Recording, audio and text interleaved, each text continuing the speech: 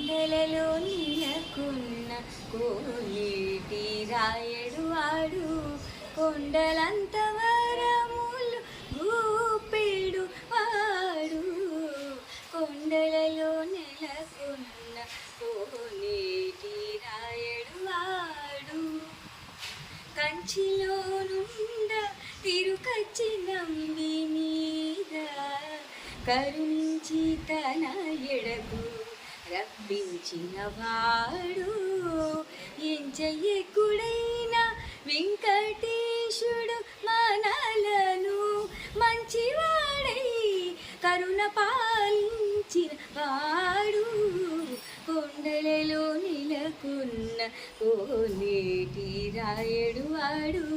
కొండలంత వరము